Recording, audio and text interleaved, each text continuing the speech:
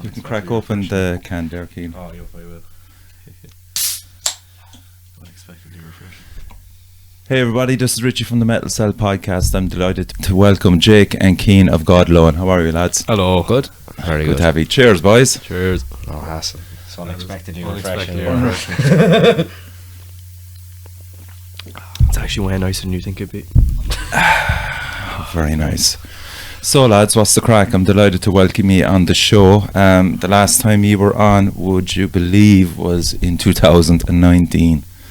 Oh yeah. That's a long time ago. Fresh off the leave insert then. Was that probably it? Yeah. This It's is, the 24th episode of the podcast. Yeah, me, Cian and Dylan would have been just done our leave insert then, I think. Yeah. Of course, you can kind of no longer go by the young. Yeah, no, The kids anymore we have now, to start like, is making it? proper tunes now, like. No, we're big boys now. yeah. Things will be expected of you, like.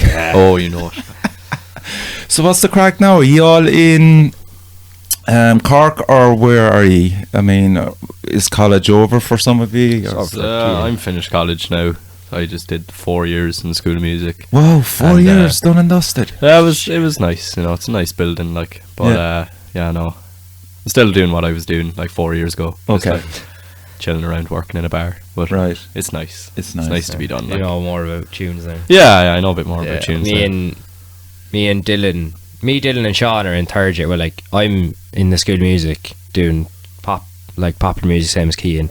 Right. Dylan is doing the classical degree in classical piano, and Sean is in Edinburgh doing mechanical engineering. So. Big brain stuff. Oh, right, yeah. Yeah, So it's that's- what he's into his fourth year, is it? Of that? Third year as well. Third year, okay.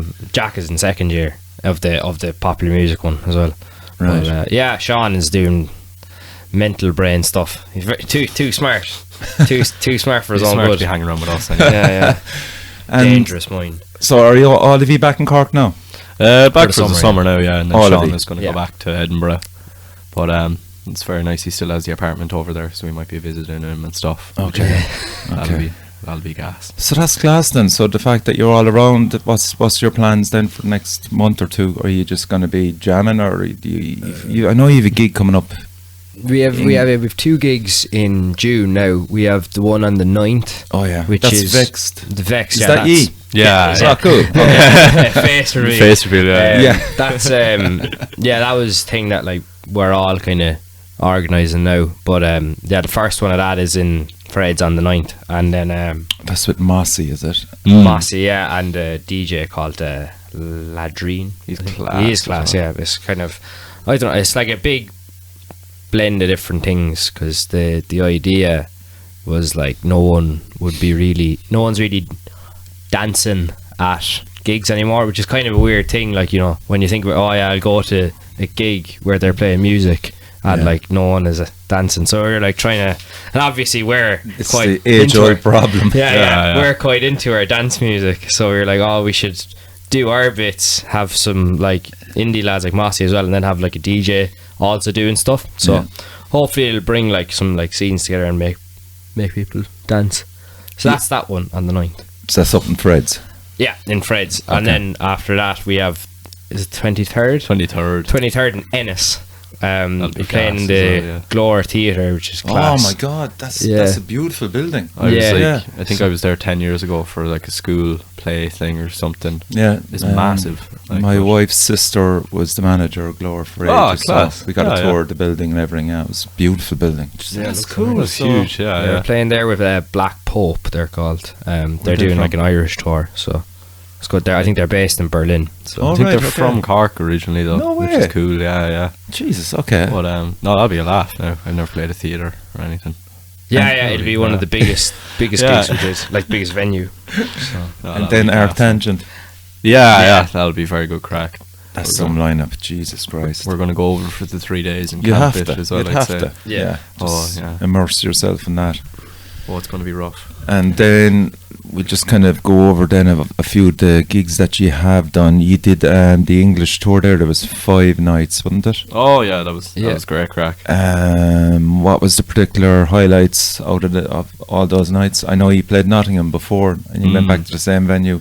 How did you find that the second time round? Did you meet heads that were there the first time? I think Yeah, that was few. probably the best English gig we've done. No, that Okay. was One of the best gigs we've ever done. Nottingham is brilliant. class city, like. But that venue, the Chameleon, I think it's my favourite venue we've played, just because the sound in there is class. Like when you go into the room, it's Like a black box. it's like, it's just a big black box, but all of the PA in there is like stuff that your man has clearly just found over the years and collected. Okay. And it's like a huge sound system, and it sounds just like so good, fits the room perfectly. Right. And And what's the capacity of that place? Like? I don't know, 120. I'd say around there. push. Yeah. Yeah. But the 2 gigs we did there, thanks to Marty from so have been like, they've been rammed. And sure, Right, they okay. played the last one because it was the launch of their EP or album EP. Well, I the don't- album, yeah. It was class as well. It is a class album. We did, And you've played the Dave as well, lads. Come on. I love Yeah, that guy. Fucking That's legendary spot. Like. That guy's so good. Like, they gave us like a rake of free drink at that as well. Did they It's really? fine, Yeah. They were so sound. They're like, Wow. they're like the nicest people ever. But yeah, I know. And so the other two, it was Sheffield. Jesus, what a scene in Sheffield. It's great. Yeah. Did you meet any heads there? There had to be some interesting conversations with Oh, bands, there- Oh, band yeah, it members was, that showed up free. It was Yeah. Paddy's Day when we were over there as well. No way. Yeah. we all, Yeah. we all we brought were shirts. getting very stereotypical over there. Yeah. We all had I've like 3 Ireland jerseys. That's for all right. I those, saw and we some of all- the pictures. We Yeah. all wore the jerseys, and we went to the pub afterwards with the lads we were playing the gig with. And Okay. I had a number of pints. Yeah, Yeah, it's just crack, screaming crack. Ireland at people. Oh, okay. Kept telling people it Well, was sure, it's Ireland's Paddy's birthday. Day, so that's Yeah, fucking you have different. to, They're allowed like, to do that. Like. Kept going on that it was Ireland's birthday. Like, they started believing us because we said it so many times. But Sheffield was great. I'm Gorgeous a big city, fan yeah. of Sheffield. Lovely city and really nice scene. People Yeah. are very nice there as well. I didn't know Yeah, what to there's a expect, massive independent scene there. A lot of class venues as Yeah. well. Did you see the Doom documentary about Sheffield as well? No. Oh yeah, check that out. It's on YouTube. You can just Class, yeah. Doom. It's just, it might be Days of Doom. I could be wrong, but Yeah. it's based in Sheffield, and it's just about all the different heads in the scene. Yeah, they have class stuff, like they have class bands, like, you know, Human League and stuff. But apart from that, like, they have Is that where they're from? Arctic Human League, Monkeys, yeah, like- and Soft Seller from there's a and Jake there's- fucking telling me it was. I can't There's believe loads this. of other lads in there. Arctic Monkeys, like. Arctic Monkeys. Oh, are from Arctic there. Monkeys, yeah, class. Big scene. And Brighton. I don't No, know I love too much Brighton. about Brighton. Brighton's gorgeous. Like, Is we had a mad one. We did a session that isn't released yet. Oh yeah, That's a big one. Yeah, we did like a recording session thing down there, but it was at 10 in the morning, and we were in Nottingham the night before. So we had to get a bus from Nottingham to London at 5 in the morning, and then get a train from London to Brighton, and we hadn't like slept. That's or a showered very in about good. 3 Yeah, that's a days. very good story actually. Because Yeah. the Go tour, on, yeah. Yeah. What the fuck? Hold on a second. So, So, you, yes, the first English tour we did, which was last November, I think. Yeah, Yeah. The one after COVID and everything. That one was like good, but it was like, you know, we were a bit rough. This time then we were like, we're going to be a bit more luxurious, or we're going to stay in more travel lodges And not 'Cause on you- people's floors. Yeah, and not on people's floors, because you get a bit, you know, you get better sleep, like.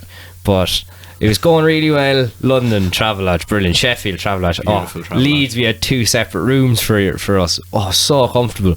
Then in after Leeds, we played in Nottingham. It was a great gig, and we were well rested.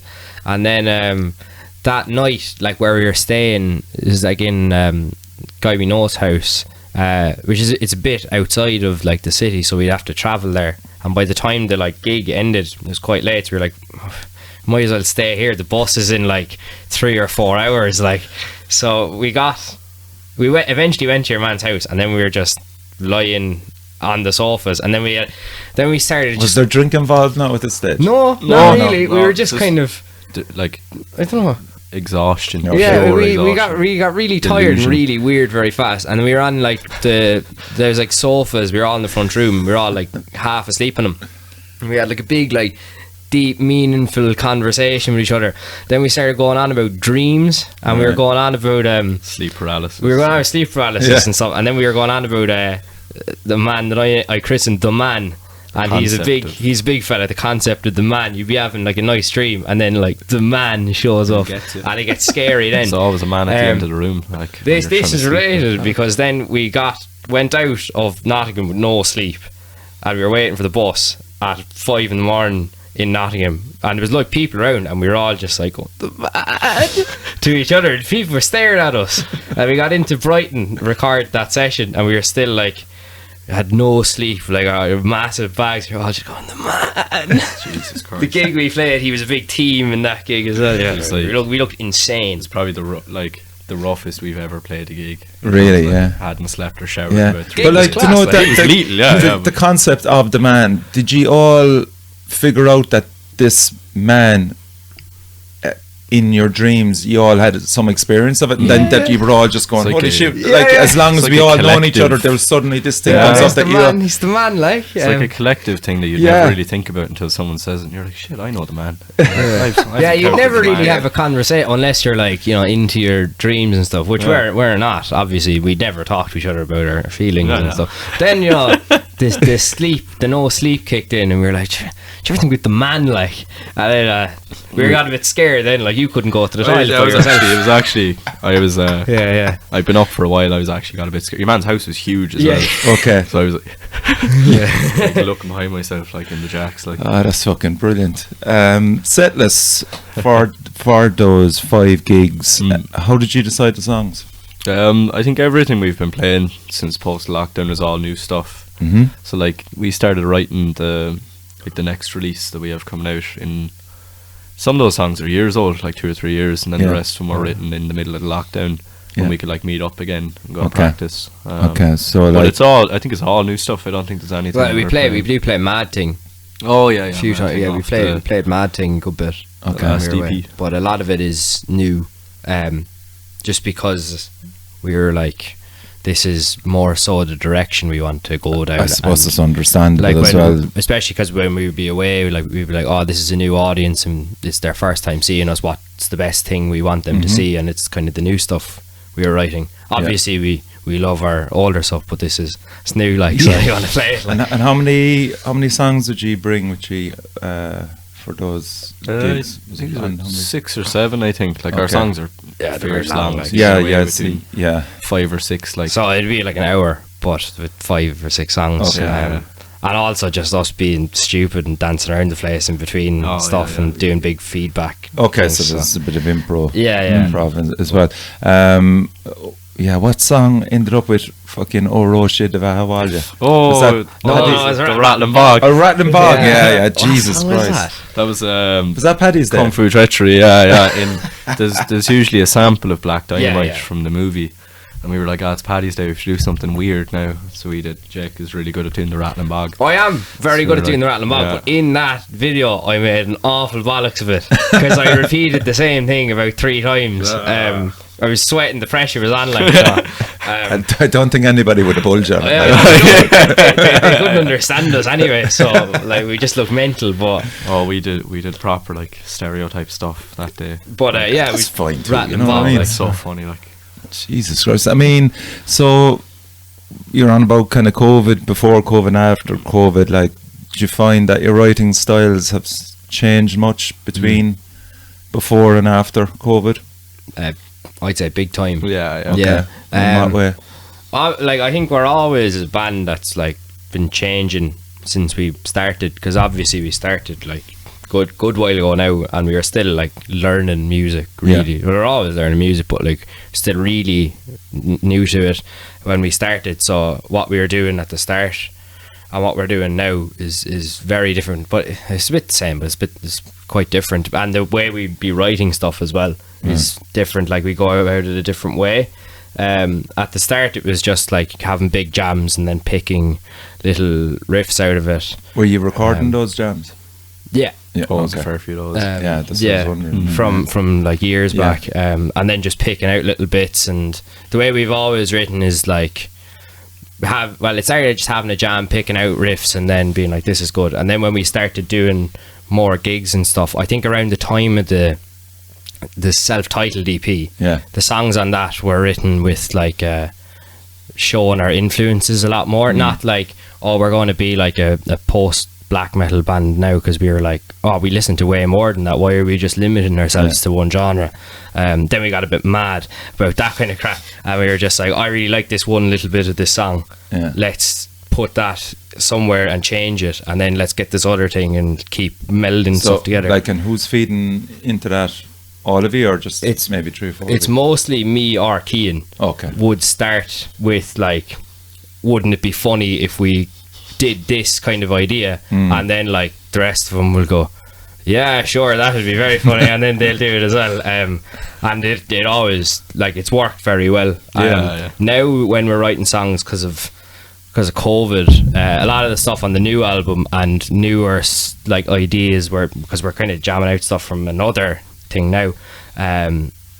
It's because of like lockdown, we'd had to adapt to not being able to play in the room together, which obviously we've been doing since we were like 13 or 14. We've always like weekly practice, so we had to do a lot more things on computers and record it beforehand. And obviously we're all big into electronic music, so we had experience, but like writing out, I started like making sequences on synthesizers and then trying to play them on guitar, and it sounded a lot more like dancey, which is the route we're going down, and like a lot more electronic and stuff. So we're jamming out some of the ideas that we had before lockdown, and they're like, were you able to call over Cian to listen to those, or were you just meeting up in school or college? No, we're kind of, I think it started lockdown, we didn't see each other for like 6 months or something. Fuck off, really? Even though Cian's just up in Farnley, like, that's so, you kind of really obeyed the rules.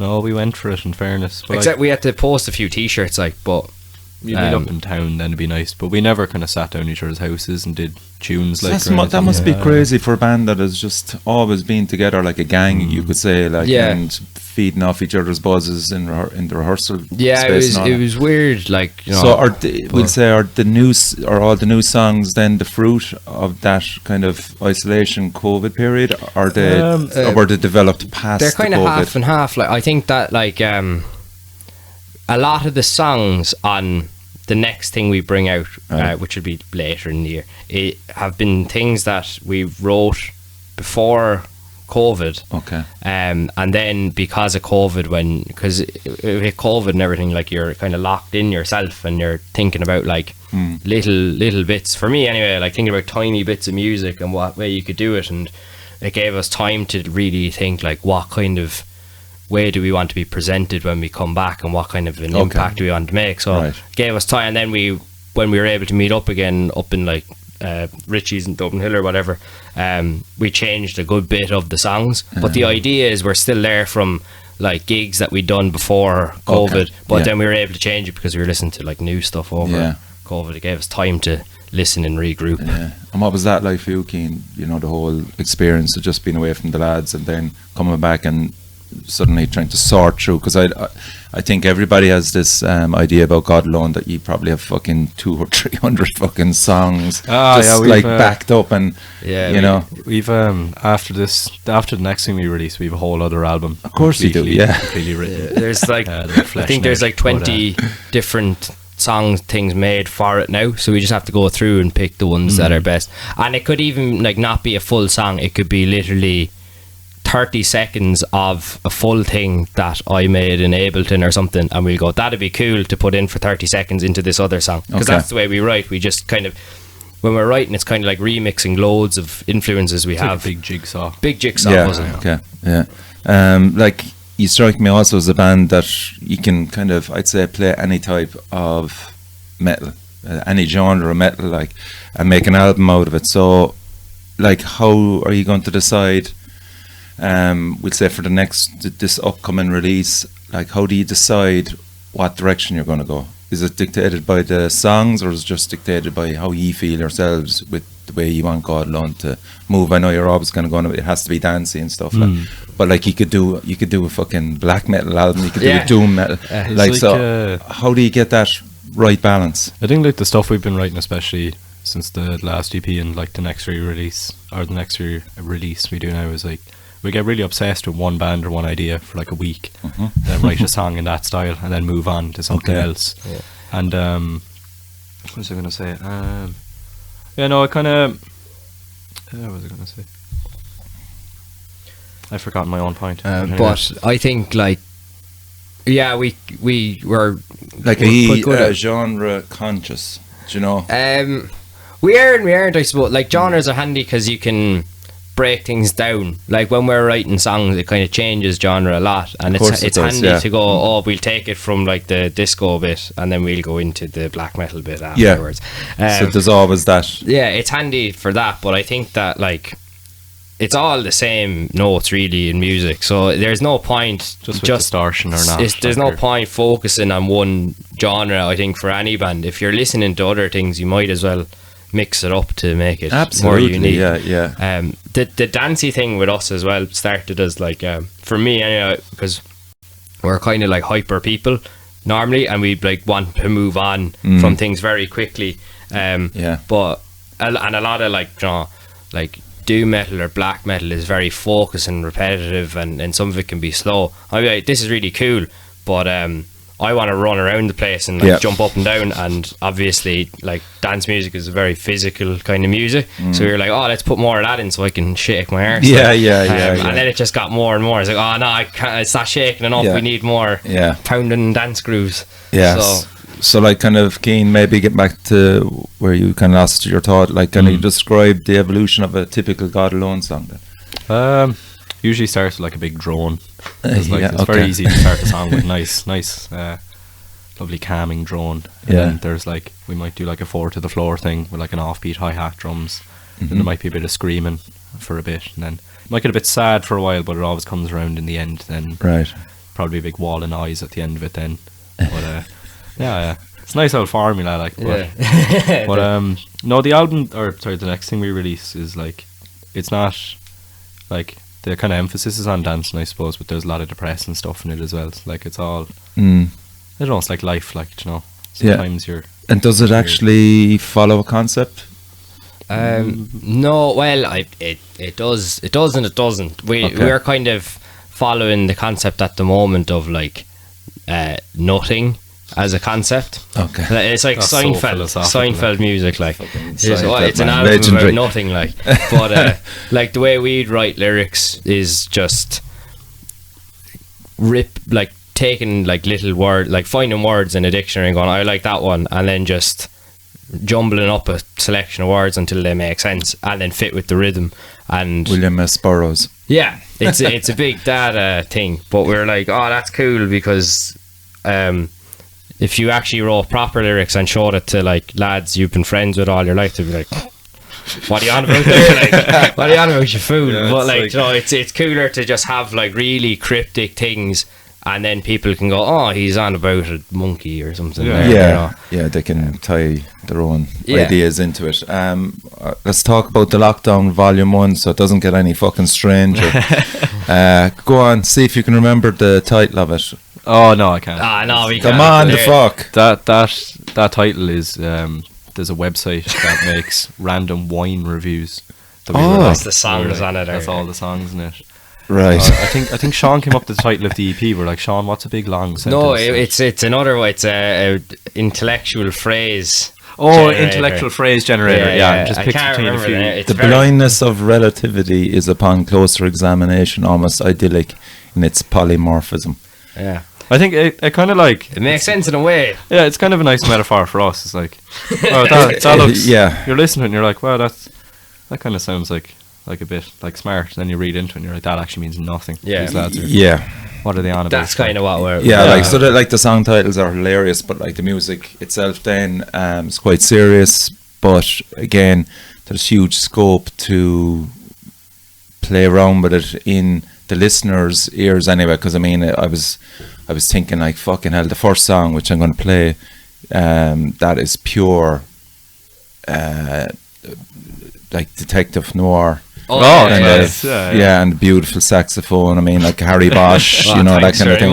I was delighted. I'm going, man, I could play this to the wife and she just go, fucking hell, what movie's that off? You know? And I'm going, it's fucking God Alone, like, you know. So while the titles are hilarious, like, what was the actual feedback in relation to? I was very surprised people listened to it. The fans. You were? Yeah. Was it just a throwaway release? Oh yeah. We just did it in our rooms. It was kind of just something like fun to do in lockdown. Like it started as, because I'd be putting kind of electronic things I make in my house or ambient stuff up on Bandcamp. Yeah. And I had like a saxophone riff. I don't play saxophone, but I can play it well enough to do what I want to do on it. Not really, but I had that. I was able to play that, and I was like, oh, that's cool. I might record that and then get Jack to play like some jazz drums on it. And I was like, sure, I can just get the rest of the lads to do it as well. Yeah. And then we all joined in, and Dylan did a mad piano. Dylan really shone on that. It was cool, like, because obviously, like, a lot of it is kind of like free jazz and inspired and stuff. To be able to record things that sound improvised, but just like email it to other people. It was like a big email jam of just I wrote this thing, now you're going to play over it and send it back to me, whatever you do first time. So the whole thing was done without you meeting up. So the whole thing was done without us meeting up. And you mixed it, Jake. Yeah, you mastered it. Yeah. Wow. How was that like? It was good fun. It was a nice project. Like, it kept us going for, I think we were recording it over about 3 or 4 weeks or something. Yeah. And no, it was just nice to keep going, like something completely abstract. Like, we'll never play any of that live because I can't remember any of it. Yeah, because I mean, everyone would be shouting up, saying that in the comments. But yeah, it's cool, and it's something that, like, we wanted to do, that kind of, like, to instead of doing the, like, big energetic stuff, which obviously we push a lot, to kind of do stuff that's from the other end of what we listen to, like talk and stuff, that kind of thing, or like Brian Eno or something. And talk or class, actually. Big talk fans. We just listened to loads of talk, and I was like, I'd love to make something now like that. Yeah. And then we did, and it's not as good as talk, but it's all right. Like, and of course, then the concept of the ball.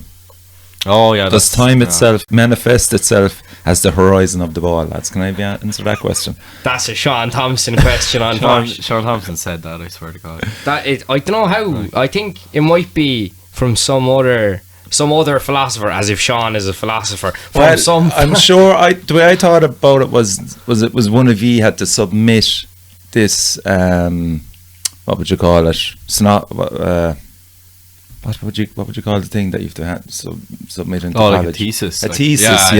On football. I'd love that. And I'm thinking, Jesus Christ, the lads love the fucking soccer anyway. So now they have this concept of the ball. And I started reading it, and there's a Lionel Messi quote at the start of it as well. I mean, who organised all that? Like, that was Sean. Was it? Sean, it's I think it is like a thing from some philosopher, and Sean Kierkegaard or something. Yeah, and Sean took it and just he replaced where he says, I think where it said the self, he replaced with like Lionel Messi. The soul. He replaced the soul with football, or the ball. Yeah, or the ball, and then he did it, and then it actually started to make sense. The Lionel Messi quote at the start is actually by Friedrich Nietzsche. It's not by Messi. Yeah. When you read the thing, like, it actually kind of sounds like a Eric Cantona rant. It does actually, because I mean, I didn't believe it as well, but I just thought it was hilarious. Like flies to one. So we're going to play the opening track, and I'm not. Oh man, the Amelpheus rose bouquet and unheard of citrus midtones are merged in the 2010 Similan from Champs de Beaujolais. That works. So I'm gonna play it there.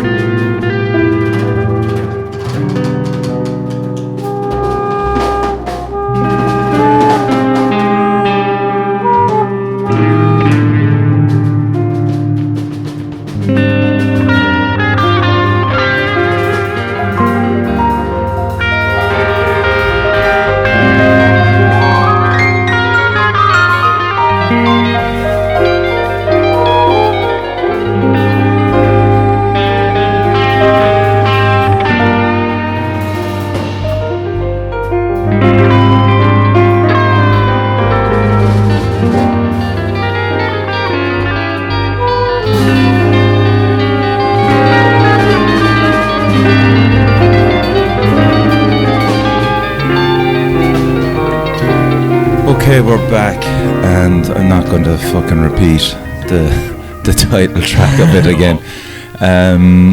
So, what can you tell us about the new release, lads? And how many songs on it maybe? Are we going to see it this side of summer?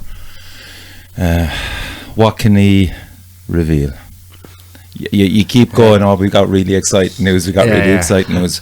I'm not expecting an exclusive on the Metal Cell podcast, but what I can offer you is the fact that when it is ready, send an advance copy to me and we'll do a review. Pat through the Smash and Skull sessions. He writes for the Metal Cell, so that's one thing I can offer you. But you have to kind of give us some idea of where you're going with it. Or return. We have an album, right? That we recorded it with our friend Chris Hockey. Okay, you went back to Chris. Yeah, cool. Chris. Okay, that's one interesting point. Yeah, Chris is a great man because he did that Our Tangent video for us. Yes, he's brilliant. He makes brilliant tunes. He's really sound. I'm in about 10 bands with him, apart from God Alone now with Staff Party, and we do some session stuff. But he's way beyond his years in mixing and recording. So, big fan of Chris, and he recorded and mixed this one for us, and we produced it with him as well. Obviously, because we're big into our production. But there's how many songs on it? Six songs on it. They're all quite long, except for 2 singles that we'll be bringing out, which are quite short. I think we've played every song from the album live except for one. That's the longest. Right. It was one of them Kung Fu Treachery is one of the songs. Okay, that's cool. Okay, that's a great song actually. I was listening to that on Our Tangent. Yeah. We've been playing that for years now. Like the song is 3 years old, I'd say. It's always gone down well, so we were like, we need to make the recording of it like the best recording possible, which I think it turned out really well. Very cool. Yeah. So 6 songs. Is there going to be a vinyl CD? Yes. Yep. Oh, cool. The first vinyl we've done. Yes, nice. That's great news. Excited. And who's mastering it? Jamie Gomez, who did the last EP as well. He's good choice. Absolute hero. And teeth, claw and injury, and so he's great, man. Always reliable, and he's really nice as well. He's so sound. There's. So we'll say, can we expect maybe a single in the summertime? Definitely, you can. Obviously. I can say yes. You can. The whole thing will be out this year. Yeah, definitely. Fantastic news. Including singles and videos and bonus content. Studio documentary. There's not a studio documentary. There might be a studio documentary. Yeah. So did you record the whole thing in Cork? Yeah. It was all done in the School of Music, which is really handy. It is great, and it served you well in the past. So why change that? I think we started it in like November 2020. Okay. And it went on for ages because the school music was closed over lockdown for like a few months. So it took a lot longer than it should have, but really happy how it turned out in the end. Yeah, that's what I'm asking you about in relation to, are you excited for it? Very, very excited. Yeah. Oh, yeah. I think it's like the most confident It's the best recording thing you've ever done. Yeah. It's the heaviest Big things. So go on. Yeah, I think it's like the most confident about a release. Like because like every other time we've released something, there'd always be something in the back of my head going, "Oh, but we could be doing this with it now because we write so many songs soon after." But this, I'm like, nah, this can be out and it can hold its own for a little while before we have to record something else. Okay. I'm very, very happy with it. Man, that's great news, man. So like, in relation to the run up to maybe the recording of the album, was there any particular bands or influences that were really kind of pushing the vibe of the actual album? Yeah. Can you name a few? Lots of the main ones, I suppose, would be Falls. Falls is first album. Traditionally always, Yeah, their Falls. first album is my favourite album, I think. Okay. Just in terms of like the fusion and the songwriting on it of like math rock and dance punk. Brilliant. Loads of dance punk as well. Lots of like LCD sound system. Oh, class. Big LCD sound system. And MGMT and stuff. Like that. MGMT, yeah, all those boys. Because that would have been kind of the stuff that was out when we were like young kids. Yeah. So it always sticks around in your head that like whatever you listen to when you were a child is going to come out. And a lot of Battles as well. Battles is a big influence on it.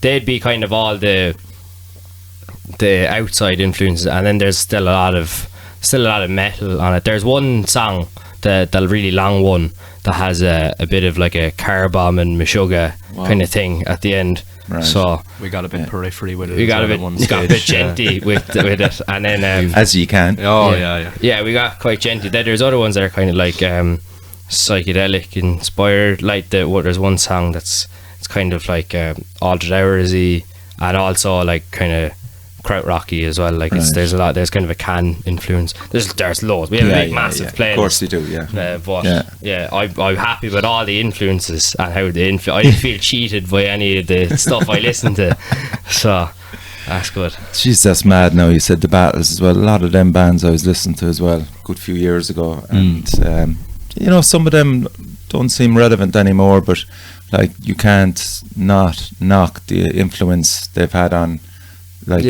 so many bands that are coming through now. It's nice to see that. I kind of always think as well of Turnstiles as well, another band that I would never have came across only for Evan.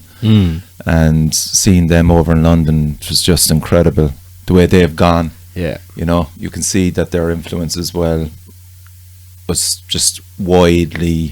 a huge wide range, and they've just condensed it into something that they've now just literally taken off with, so maybe something like that with G would be really interesting to see. Talk to me about side projects. How many side projects are you involved with each? Do I have to get a calculator? So you're still with Red Sun Alert, for example. I play with like 3 bands that do actual gigs. Okay, so who are they then? God Lawn, Red Sun Alert and Dazgak. Oh yeah, tell me about them. Oh, it's very good crack. I don't write any of the music, so I get to say that it's very good. Yeah. The 2 lads write everything. I think they're brilliant. Don't have any of the added stress. I rock up, they teach me the songs. Right. I have a great time. I think they write class stuff. It's like math rock without being too into itself. Like, it's still really catchy. It's really, really hard as well. Shout out the members. Oh, it's Phil Purcell and Jackson Weed. I work with Jackson as well, which is really nice. So I see him every day, and he's very sound. They're both the best lads. They're very easy to hang around with, and just I like the way they think about music, And of course, your Uncultivates. That's release that made it on the Metal Cell forum as well. It was class. That kind of died a death. But it might come back. I wouldn't say it died a death, man. It was like again another creative output for you, man. And it was well received. Yeah, I'm surprised people listen to it, because I get hyper fixated on one genre for about 2 weeks. Okay. And if I'm lucky, I might get an EP out of it that I just make myself, where I play everything. And Jake played sax and that as well. But I've like 10 other side projects that hopefully will see the light of day, but more than likely won't. But Right. we'll see how they go. Like, And how was the experience of maybe recording it, releasing it for you? Like, did you feel that as a solo project, was it hard to get it out there? Especially the fact that you were responsible for everything, like social media, the whole lot. like the kind of stuff I do with the lads is like you'd feel it's a lot more real to me. Whereas Okay. like I'll record an EP in my house and I'll just put it up on Facebook and I won't bother posting about it ever again. Yeah. Just, like it's more for people to listen to it and go, I didn't think he could do that. And Okay. then, like I'll bring out some weird stuff eventually, like some really weird shit that you wouldn't expect. And, Yeah. like I don't need to put any effort behind it. It's on Facebook. Here you go. You can listen to it if you want. Whereas Okay, it's not really real to me, almost in a way. Like, but Mm. very fun though. Like liberating to just do whatever you want. Yeah, yeah. Which, Jake? Same as Cian, quite a lot of side project, like God Lone, like probably my main thing. And then the other band that I'm in would be Staff Party, which is a new enough band, which is kind of indie / dance punk thing. Very Kind of class. like Arctic Monkeys kind of stuff. Okay. So yeah, Chris Hockey that recorded, he plays bass in it as well, Right. and Jack plays drums. Okay. So that'd be the other band that I'm in, and then I'm in a band with Jack's dad, Christy from Crow Black Chicken as well. Shout out to Crow Black Chicken. Yeah, shout out Crow Black Chicken. Yeah, I play bass in that. And then other stuff I do. What's the name of that band? Birds Aren't Real is Birds the Aren't name, Real. the current name I think that we're going by, but that could change. It's always changing, but it's mostly just going as Christy O'Hanlon. Yeah. But then other stuff I do, it'd be like a lot of sessiony stuff. Is over lockdown. Well, after lockdown, I was asked to do kind of a lot of session stuff. I do guitar with Chris and Jack again for a singer called Lloyd John, who he's in my course and it's pop stuff. Did some guitar for my friend Donald Lucy as well. It's just a good bit of stuff going on. And then like I'd make stupid stuff in my house the same as Cian. Like I make like weird ambient stuff, keep me going. Yeah, that's But right. it's just another bit of expression. But yeah, I have those bands and those. How the fuck sessions. do you remember everything? Like, have you ever been caught out, literally, on stage where you're going, oh, fuck, I'm after losing a riff here, or I was on a God different Lord, yeah. train of thought, like. no, I don't think I've like any capacity to think about anything other than remembering songs. Like, Wow. it's like that's all. Like, That's an incredible thing to have, But, man. Because I mean, especially with the amount of stuff that both of you write and put down on record, I just thought there would have been occasions there where you're just looking, going, "Fucking brain fart, can't remember." I'd say there's definitely songs that we couldn't play anymore though. Like if we just tried to do them off the bat, like off the earlier stuff. Off the earlier stuff, yeah. Definitely is. We probably struggle through it and Yeah. make it into a fun show. I don't think we've ever been caught out for God Alone, like missing a section or something, which is cool. Yeah. For other bands I've been, and like other gigs and stuff, obviously like you wouldn't have as much rehearsal or written it yourself, and there could be quite a lot of sections, and I'd be like, oh shit, what's going to happen next? It's like you've been framed, like. But yeah, I don't know, I've got through it, like. Good improvising. So and this is why I bring all that up, is because you then released a remix of your self-titled album, which turned out really well. I was really you happy know. with that. Yeah. Did you just randomly choose people that you looked up to, or how did the process go? Like, who did you decide? I think we'd met every one of the lads who remixed it, except Okay. for maybe one or two, and like we might have done gigs with them or just played football with them or been friends. Okay. Like met them at gigs and stuff. I just think they're class. Like, And they're all in the Cork scene, music scene, or there's a few from Dublin, or I think It's just Dublin. Cork and Dublin. Yeah, Yeah. I think they're from. But no, I was really happy how that turned out. Like we're definitely going to keep going down that route where the next stuff we release is definitely going to be remixes by like. it's great, man. I our love that. favourites. That was done all through the 90s, and you know, Yeah. bands just were just throwing it out. Fate No More, for example, you know, they'd always bang out an album and then throw out remixes, you know. Yeah, they're cool to have, because it's, apart from like going, oh, that's what that guy would have done with it, it also like gives you like more stuff to listen to, because if you're like writing the stuff, you're after hearing it a million Yeah, of times, course, and you're yeah. like, because I'd actually listen to the remixes that were written. Our stuff I'd be kind of cringing at it sometimes, but like, you know what, the remixes is brilliant because someone else did it. Yeah. But yeah, they're cool. We were really happy how they all turned out. So. And would you know how much people interacted with those songs through downloads or Spotify or watching? The one Doubt did for us, the first one, the one of Feeling on Tick, the hard drum one was that was got up a lot by a lot of DJs. Like there was a period on Bandcamp there where like every few days there'd be like a few sales of it. So that was played in the club quite a bit, I presume. But which is cool. It's a great remix, and Doubt's a great man. So came out well. And the last thing I'm going to talk about now was I met you at the Metal Market. Oh yeah. Shout out to Evan for organising that. Oh, how do you think that went? Great. Yeah.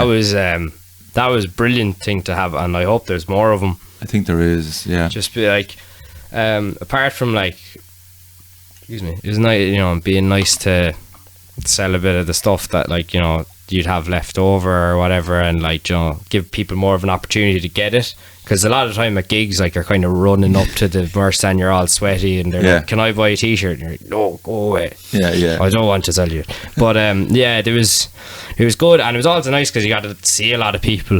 Like I got to see people that I haven't seen in like 3 years. Wow. At it, that like I forgot. I was like, oh geez, I used to see you every week at gigs, like, but it was great. It brought a lot of people together. It was good crack. I enjoyed it. Yeah, and I mean, it's a great point, because ultimately, like you saw probably how hectic it was over in England trying to sell merch and then trying to talk to people as well. Whereas with something like this, it's nice chilled out vibe, and you can move stuff on. Your merch is doing really well. Oh, cheers. How do you decide on a particular design? Like was that not the best selling one, the Miami? Yeah, boys? we flew through those. I think that was a good one. The Joy Division ones we did originally, I think, were like the fastest ones we had. Like we posted it, and like I felt like I was like fashion designer or something, even though it was not my design. Flew out like the minute we did it, which is cool. The Miami Voice ones were great as well. They're just stuff that we'd be like, that's a bit different, rather than having something kind of spooky on the cover, like at the cover of the t-shirt, like a lot of people do. I think the next merch we do will probably be related to the next release. Yeah, because we've never really done that. It's never done anything that isn't funny. Yeah, they're always just kind of taking the piss out of bands or brands or of course. The next one will be themed now, which will be kind of different, but we'll go back to the it's fucking managing expectations from people, like, because I mean you're definitely, the merch line is a special thing with God alone. And, I'm hoping that it'll definitely live up to expectations. They've only got way worse. Like we've kind of gone through all like the big brands now, so we're gonna get really weird with it. Like, we have to make our own brand now. We'll go back to making the knockoffs. So they sell them out of the back of a van, kind of fake Gucci's, but cocky like. So that's it, lads. I mean, is there anything else you want to say to the people that are watching or listening? Thanks for listening to us. Thanks for listening. Coming. Thanks for coming to be in a room with us. That's really nice. And there's big things coming your way. Big things coming soon. If you wait and be patient. Yeah. Come over to Arc Tangent and see us. Jesus, that'd be fantastic. Some lineup, as we said. Okay, Jake and Cian, thanks a million for coming on the Metal Thanks so much for having us. Sound out. Thank you.